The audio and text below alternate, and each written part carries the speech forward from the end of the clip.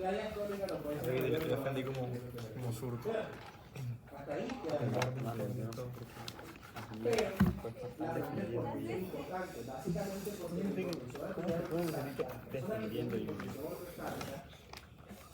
básicamente se puede desmayar. Bueno, que todo el mundo jugó medio mal ahí. Es que los ganas son más rápidos que tú.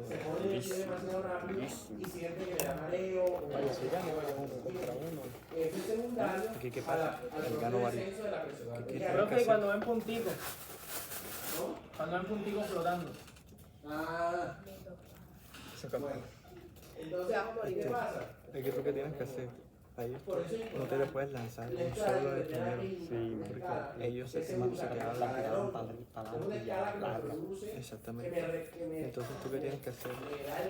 O sea, yo me perfilo. Tú te debes perfilar con la no dominante o con la dominante. Con la dominante. Entonces tú te perfilas con la dominante. ¿Y qué tienes que hacer ellos? Tienes que lanzarlos para el lateral. Mira, si tú te diste cuenta que los lanzas para el lateral, tú te perfilas. Entonces aquí es donde tenemos que hablar de ciertos conceptos. Ya vieron hemodinamia, ¿cierto? Creo que de pronto, no sé si es ese pero de pronto en fundamento. Hay una fórmula que es la fórmula de la presión arterial media, y esa fórmula de la presión arterial media me determina a mí, básicamente me dice cuál es la presión arterial, la media. Y esa fórmula depende de varios factores. Yo tengo que la presión arterial media es igual al gasto cardíaco por la resistencia vascular sistémica. ¿Sí han visto esta fórmula? ¿Han escuchado de ella? ¿Sí? Entonces, ¿qué pasa? Lo que sucede cuando la presión arterial baja por una hipotensión ortocárdica es algo normal. O sea, es normal que yo espero un descenso de la presión cuando hay un cambio de posición. Sin embargo, no tiene que sobrepasar el criterio que ya dije, que son 20 niveles. ¿Listo? Ahora, ¿por qué se da eso? O sea, ¿por qué la presión arterial desciende? Desciende por una redistribución gravitacional. Y es que entre 300 y 800 milímetros de sangre descienden hacia las piernas una vez yo me pongo de pie.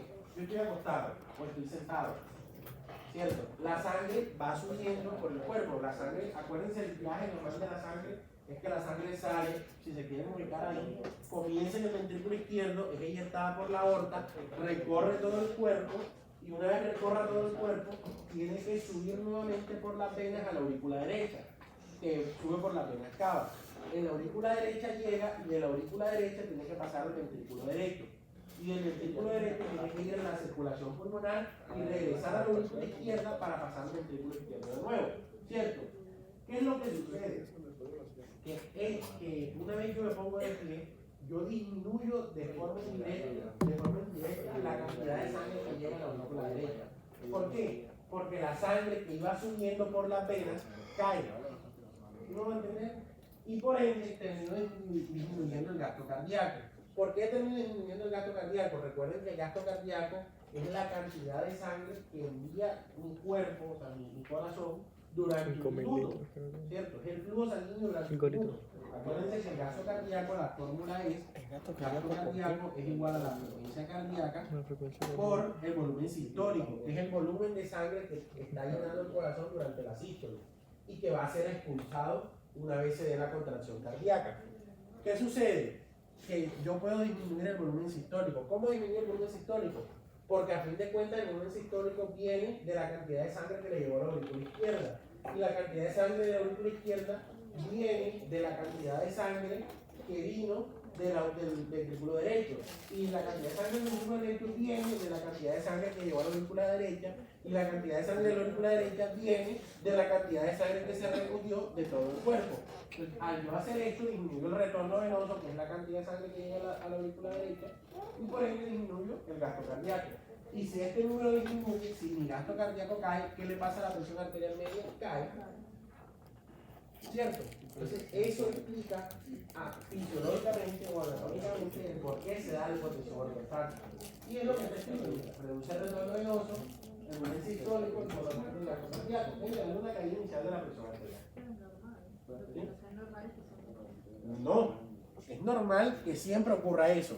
Sin embargo, nuestro cuerpo tiene unos mecanismos fisiológicos, ¿cierto?, para combatir eso. ¿Cuáles son esos mecanismos fisiológicos? Los vamos a ver. Realmente se divide en tres. Uno, un aumento del retorno venoso. Dos, una activación autonómica del sistema nervioso. Contra la física. Entonces, miren, que estos son los mecanismos que un adulto sano compensa. Primero, nuestro cuerpo tiene que sensar que va a haber una bajada de la tensión arterial. Tío, ¿cuál video ¿Cómo lo estábamos hace? viendo? Con vasoreceptores. ¿Cuál es el vasoreceptor? ¿Sabes cuál video estábamos viendo? El vasoreceptor carotídeo, que está inervado por el nervio vago. Elizabeth, Y genera un reflejo autónomo. Entonces, ese vasoreceptor carotídeo, aórtico y los receptores de la aurícula derecha me van a detectar que la presión arterial está bajando. Por eso es un vasoreceptor, porque detecta presión. ¿Eso qué va a hacer? Va a hacer que nuestro cuerpo genere una vasoconstricción simpática o alfa-adrenérgica. ¿Por qué? Porque se activa al estar inervado por el vago. Acuérdense que el vago prácticamente es todo el sistema nervioso autónomo. Al estar inervado por el vago activa el sistema nervioso autónomo. Y el sistema nervioso autónomo libera catecolaminas. Esas catecolaminas van a actuar sobre el músculo liso de las arteriolas. Y al actuar sobre el músculo liso de las arteriolas va a generar una vasoconstricción. Y en aquella fórmula van a aumentar la resistencia vascular sistémica, porque está generando vasoconstricción. Y la vasoconstricción aumenta la resistencia vascular sistémica. Y al yo aumentar la resistencia vascular sistémica, no me meto en el gasto cardíaco, pero sí mantengo la presión arterial.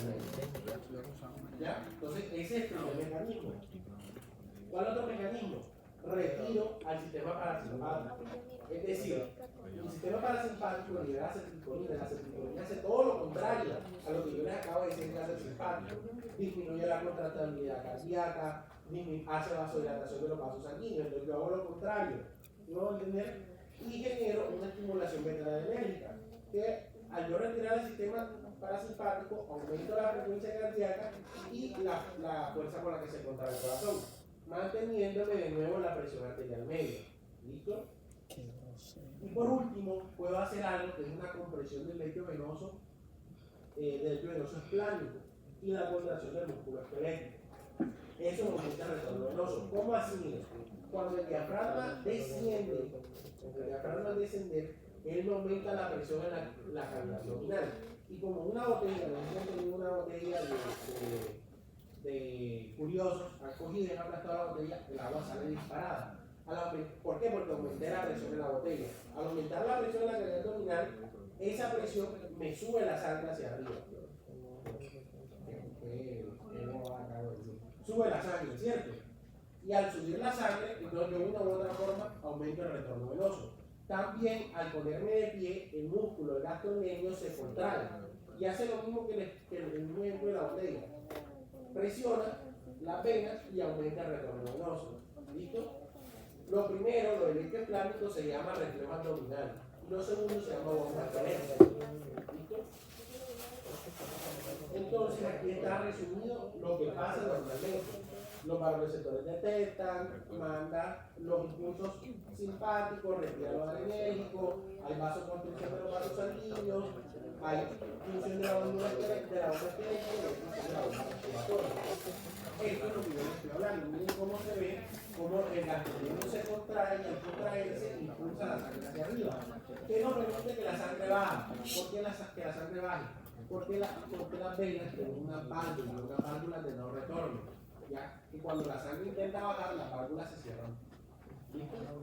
Y por eso no bajan. Cada vez que se contrae el músculo sube, pero nunca baja. ¿Ya? ¿Qué sucede en hipotensión arterial ortoestática? Que estos mecanismos de los que yo les acabo de hablar fallan.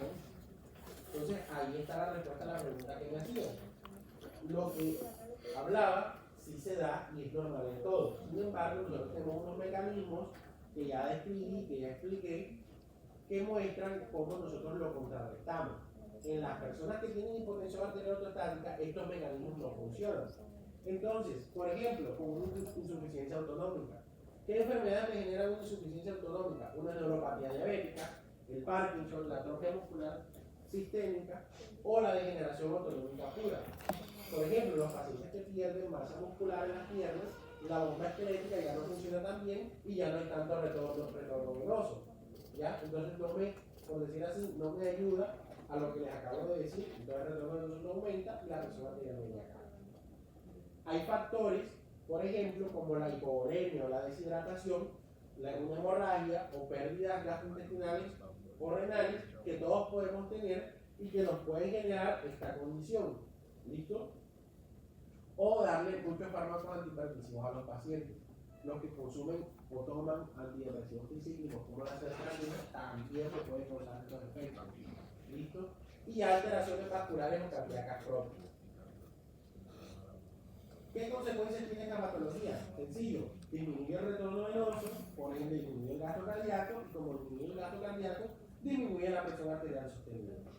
¿Qué sucede? Que hay una falta de respuesta simpática adecuada, no se dan los mecanismos normales que yo les dije, y eso me lleva a una hipoperfusión cerebral, no llega suficiente sangre al cerebro. Al no llegar suficiente sangre al cerebro, hay mareo, visión borrosa, inestabilidad e incluso síncope, la persona se desmaya, pierde el conocimiento.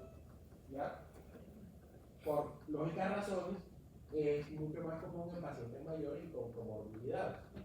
¿Vale? Y listo, eso sería todo.